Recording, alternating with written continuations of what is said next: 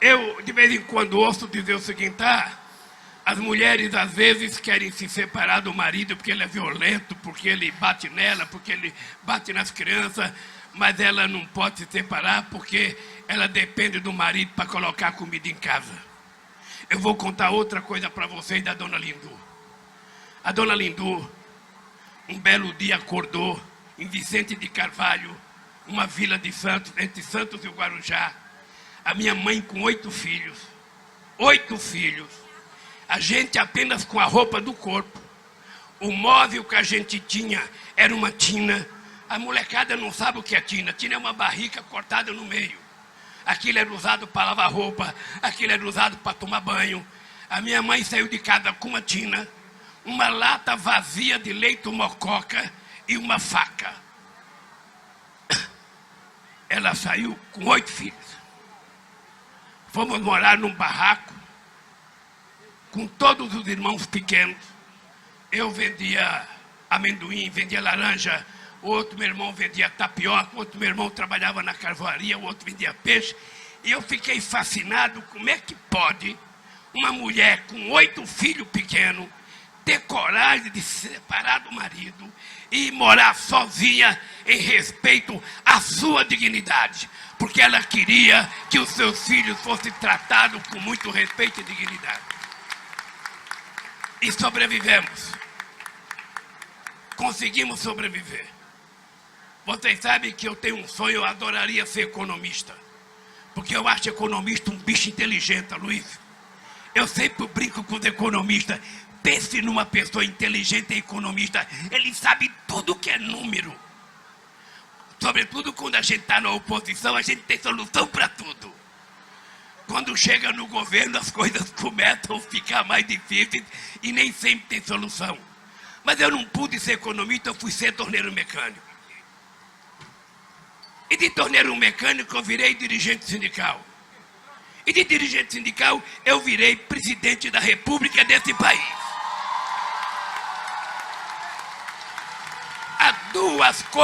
Há duas coisas importantes na minha vida. É porque não estava na historiografia, não estava na cabeça de nenhum cientista político, um operário metalúrgico sem diploma universitário ser presidente da República. Sobretudo nesse país, onde a mentalidade da elite é escravista, onde durante séculos a mulher só conseguiu o direito de voto em 1934 porque ganhou na justiça em Mossoró, no Rio Grande do Norte. Os analfabetos, embora trabalhassem para sustentar a elite, só foi conseguir o direito de votar na Constituição de 88. E eu virei presidente da República, eu ficava pensando, só pode ter o dedo de Deus aí. Não é normal. Tinha tanta gente letrada, afinal de contas eu era do partido do Paulo Freire, eu era do partido do Fefó, eu era do partido do Sérgio Buarque de Holanda, eu era do partido do Mário Pedrosa, do Florestan Fernandes. Hoje a gente tinha muito, do Hélio Pellegrini, que era o meu grande companheiro. Ou seja, tinha muita gente fina, muita gente. Por que eu? Quando eu digo que Deus foi generoso comigo, é porque quando eu fui eleito presidente da República, eu tinha medo. E quando eu ganhei, eu quero confessar para vocês, sabe aquela dor de barriga? Eu tive. Você sabe o que é deitar na cama no Palácio do Planalto, ficar olhando para o teto e imaginando, pô, será que eu vou dar conta? Será que eu vou resolver o problema? Será que eu não vou ter fracasso? E eu tinha um medo de fracassar imenso. Eu tinha um medo de fracassar porque eu conhecia a história do Valesca. O Valesca era dirigente sindical como eu. Ele fez a greve no mesmo ano que eu fiz. Ele fez no estaleiro de Guidanque e nós fizemos lá em São Bernardo, na indústria automobilística. E ele foi eleito presidente. Tá certo que ele teve o apoio da igreja para derrubar o comunismo lá. E teve apoio até do Papa João Paulo II. Eu não tive esse apoio. Mas, de qualquer forma, o Valesca, quando foi candidato à reeleição, só teve 0,5% do voto. Ou seja, não teve nem 1% do voto. Ou seja, fracasso total. E esse medo eu percorria. E aí eu comecei a adotar a seguinte tese. Toda vez que eu tiver medo, toda vez que eu tiver preocupação, Toda vez que eu tiver dúvida, eu vou conversar com os meus economistas, eu vou conversar com os meus sindicalistas, eu vou conversar com os meus sociólogos, com os meus advogados, mas eu tenho que sentir o pulsar do povo pobre desse país para saber o que ele está pensando. É por isso que eu levava para dentro do Palácio do Planalto catadores de papel, moradores de rua, LGBT, eu levava todo mundo lá para dentro, que era para as pessoas saberem que aquele palácio cabia rei, aquele palácio cabia príncipe, aquele palácio cabia outros presidentes, mas aquele palácio tinha que caber, sobretudo, o povo brasileiro, do jeito que ele era e do jeito que ele é. É por isso que eu dizia sempre, eu sei de onde eu vim, e eu sei para onde eu vou votar. Eu tinha certeza que se eu deixasse a presidência, eu não ia poder morar em Londres, eu não ia poder morar em Paris, eu ia voltar para São Bernardo, a 600 metros do sindicato, para ouvir esses caras fazer barulho na porta de fábrica de manhã. É isso que eu tinha certeza. E eu jamais imaginei que eu ia voltar a ser presidente outra vez. E agora, companheiros, eu quero dizer para vocês a razão pela qual eu estou aqui outra vez, conversando com vocês, sem poder pedir voto, porque a lei não permite que se peça voto. Só o Bolsonaro. Aqui nós não podemos. Então eu queria dizer para vocês o seguinte. Eu tenho consciência, e a nobre imprensa brasileira está toda ali na frente.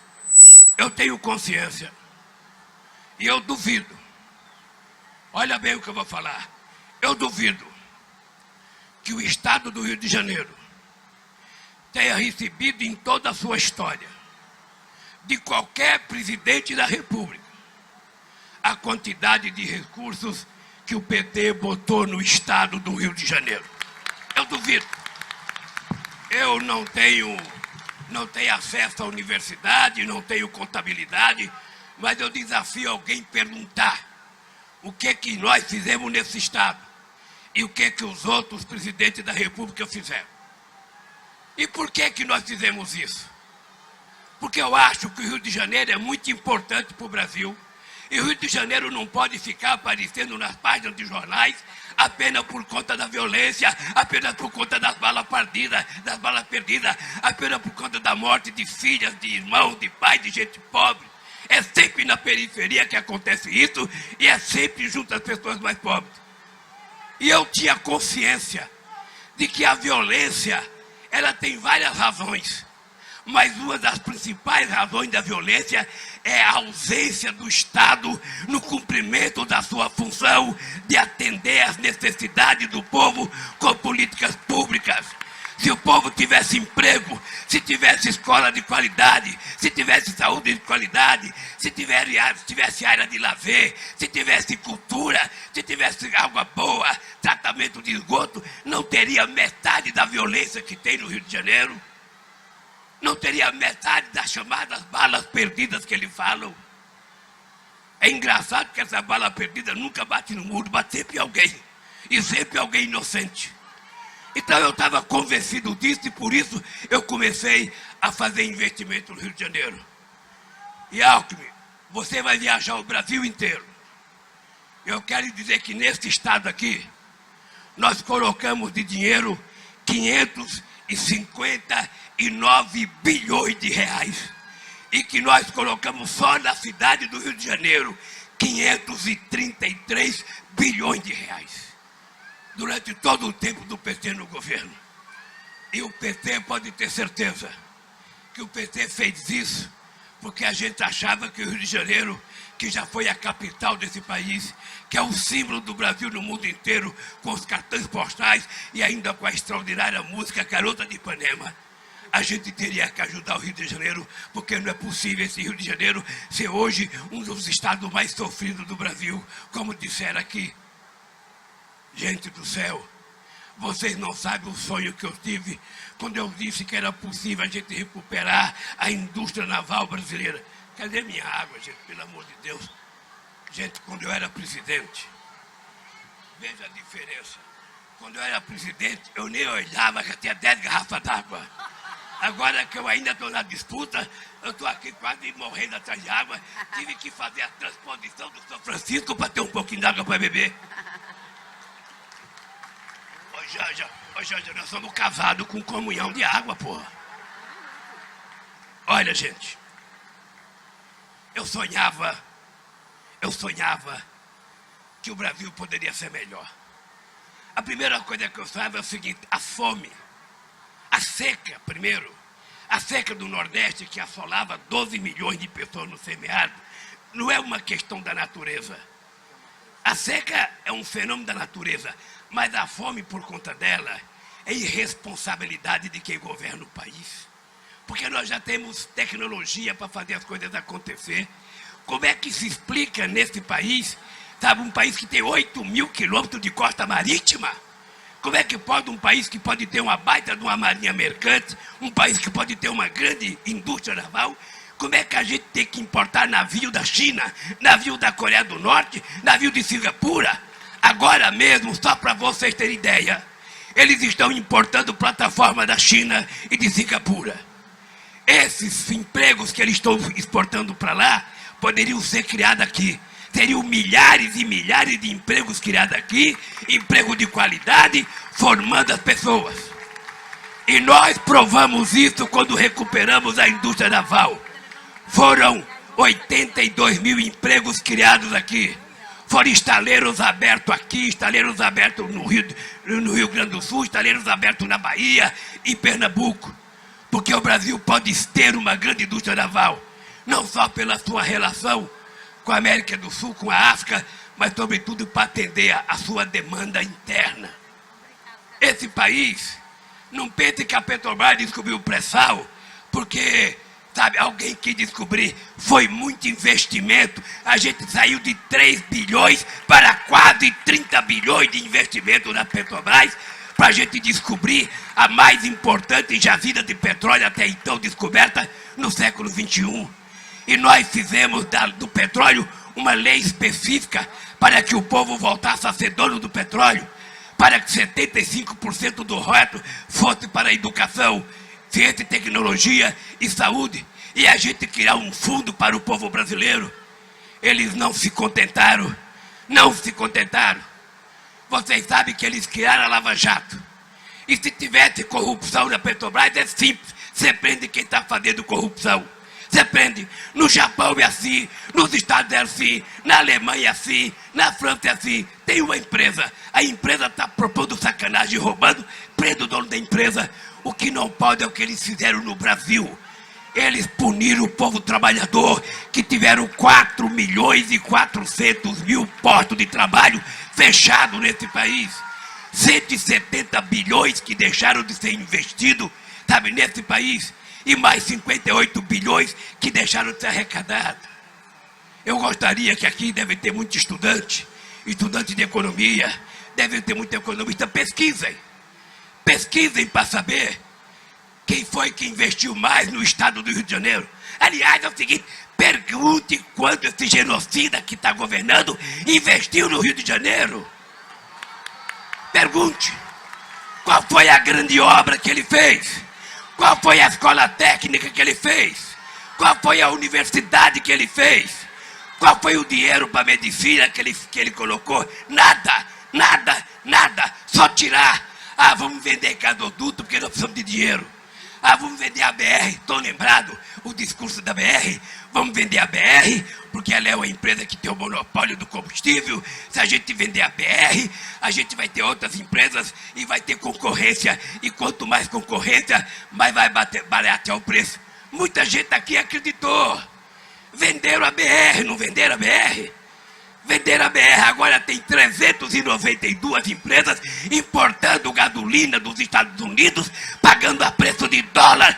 E nós que ganhamos em real, nós que trabalhamos em real, temos que pagar a gasolina a preço internacional, porque a Petrobras quer. A Petrobras, na verdade, ela está pensando nos acionistas minoritários de Nova York e não no povo brasileiro. Quando eu era presidente, Salomão, estou te vendo aí, Salomão. Quando eu era presidente, na crise de 2008, o barril do petróleo chegou a 147 dólares. E sabe quanto que a gente vendia o litro de gasolina para colocar no carrinho de vocês? R$2,60. Então, gente, é o seguinte.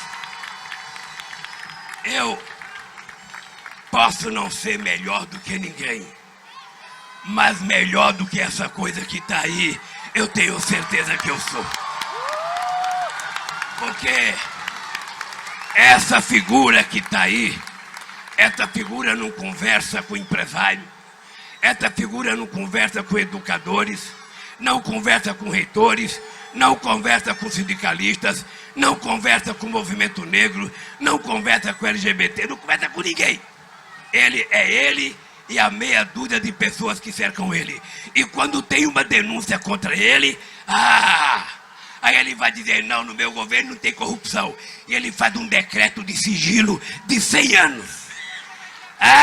Quer apurar o caixa do filho dele, a caixinha que fazia na Assembleia, sigilo de 100 anos. Quer apurar o Queiroz, sigilo de 100 anos. Quer apurar o Pazuello, aquele general que não entendia lufa de saúde, vamos dar sigilo de 100 anos. Denunciou tudo, é sigilo de 100 anos. Pois eu quero que vocês saibam, se tem uma coisa que vocês precisam me ajudar, é que eu vou quebrar esse sigilo de 100 anos no primeiro decreto que fizer.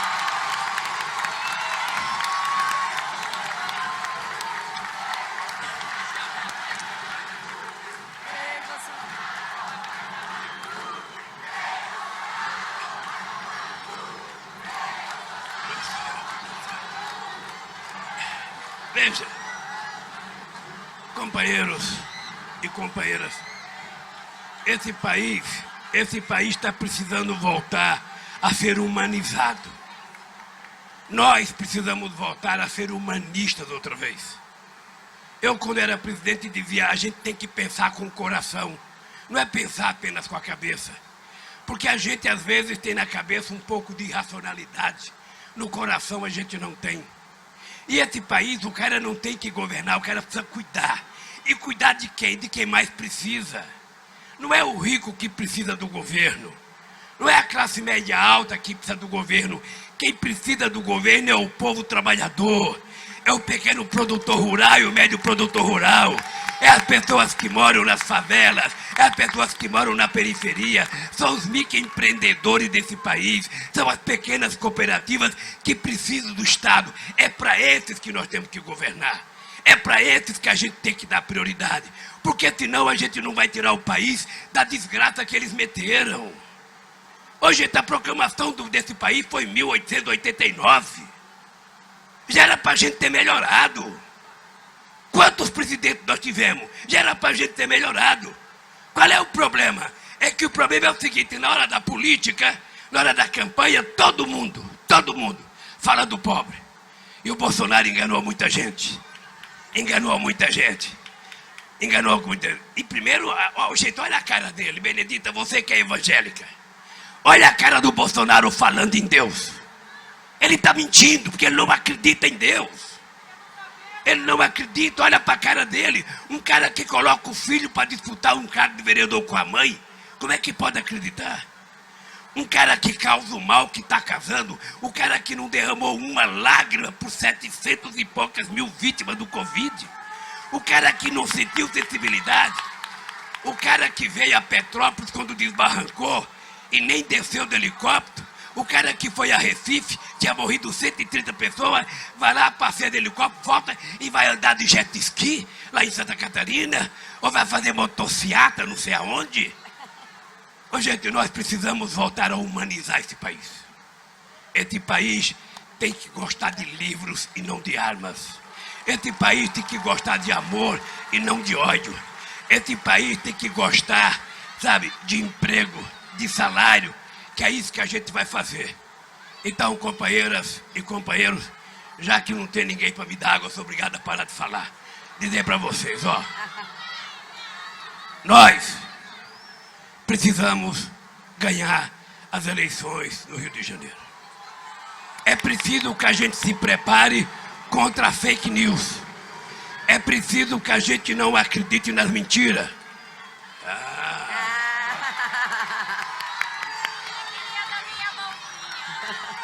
Quando é preciso que a gente tenha em conta que a gente não pode acreditar nas mentiras e nem deixar quem a gente conhece acreditar.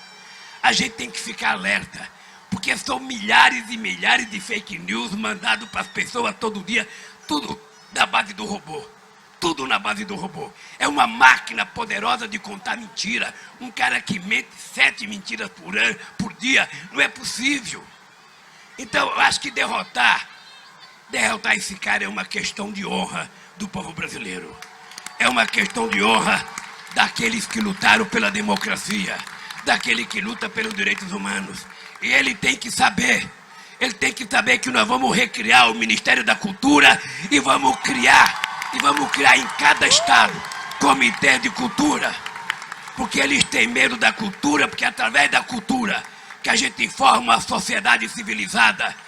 Através da cultura que a gente pode fazer as reformas que esse país precisa, as lutas que esse país precisa. É por isso que eles nunca investiram em educação nesse país. Precisou chegar um semi-analfabeto, torneiro mecânico, para ser o presidente que mais fez universidade na história do Brasil, que mais fez escola técnica na história do Brasil. E agora, companheiros e companheiras, eu vou terminar dizendo 2 coisas importantes.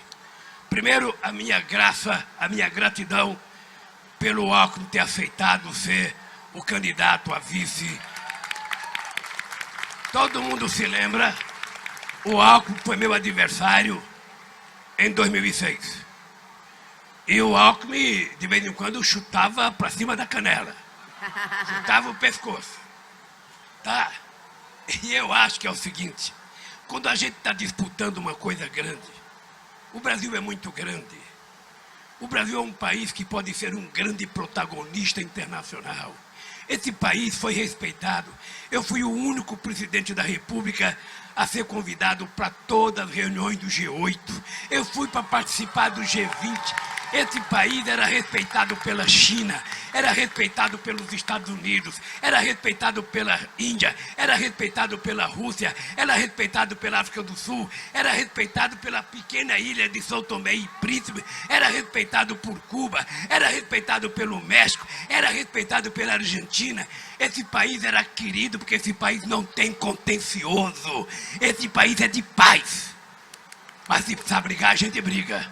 Mas é preciso saber para que a gente está brigando.